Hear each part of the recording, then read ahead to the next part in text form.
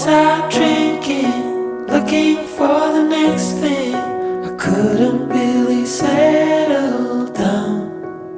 Hey everyone, my name is Hema and welcome to my YouTube channel after a really long hiatus. It's almost the end of November and there's barely a month and a few days left between us and 2023. But a new year means a clean slate, a new beginning and new plans. So in today's video, we are unboxing the 2023 Jagruk Journal, which is a journal cum planner very kindly sent to me for a review by Labor Law Advisor. And the concept of the journal is very intriguing to me, so I thought why not give you guys my 2 cents on it.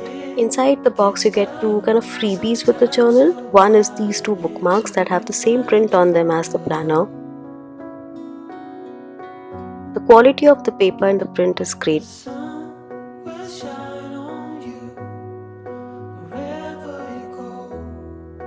The other freebie is a sticker sheet. The stickers inside are cute, they're mostly functional, which I always like. I love functional stickers. Coming to the actual journals, there are several unique things about this particular journal, starting from the fact that it's actually divided into 2 journals. So instead of one single book for the year 2023, you get 2 separate 6-monthly journals. One is from January 2023 to June 2023 and the other one is from July 2023 to December 2023. This is honestly the first time I've come across a yearly dated journal that's divided into 2 parts.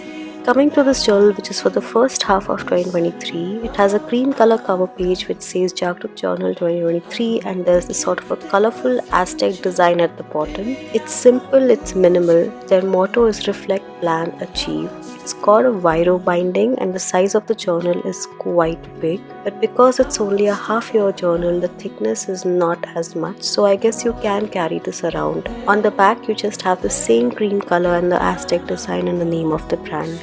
Inside, what I found really touching was a note from the founder about the idea behind the journal. You can pause the video and read this. Basically, what I really liked is the fact that this journal is clearly based on a system that personally helped the founder stay grounded by writing a highlight of the day every single day at a time in his life where he says it was difficult to distinguish one day from another. And personally, I can really relate to that as someone who has a full-time job where I'm spending about 9 hours in a day, 5 days a week doing the same kind of work every single day. The days tend to just merge into one big blur. Then you have space to write your name and phone number in case you lose the journal.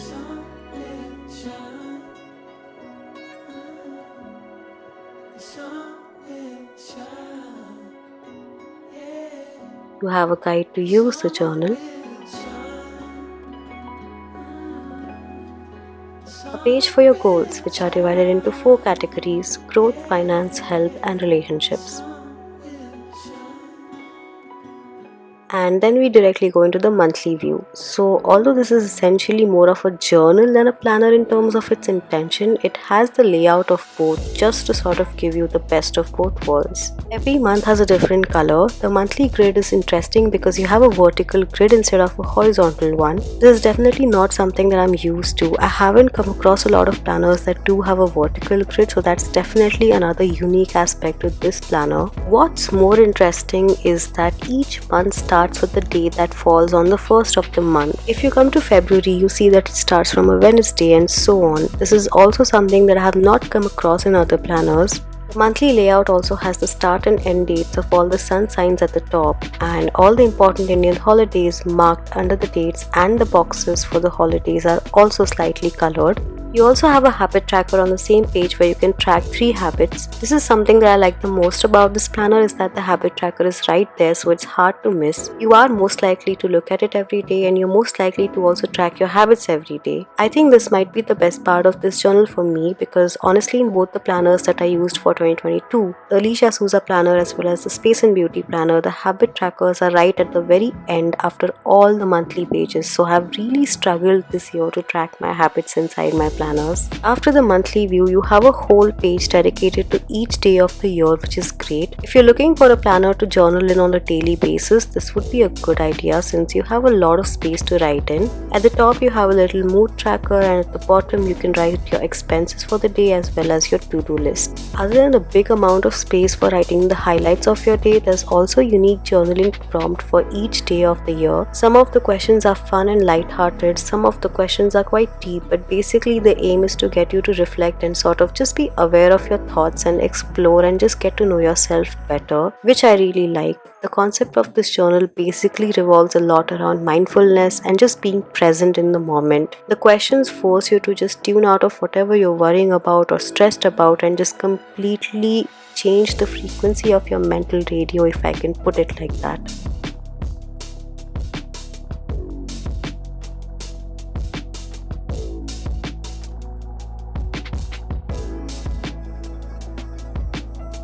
At the end of the journal, you have a bucket list page that is again divided into 4 categories. So there's books, podcasts and courses, movies and series, travel and leisure, and others. And we come to the end of the first half of the journal. The second half of the journal is pretty identical to its first half, so there's nothing different to show really. I like the color of the second half more. It's a very faint green tinge, and you have the same colorful Aztec design at the bottom. Everything inside is pretty much the same down to the goals page at the beginning and the bucket list page at the end.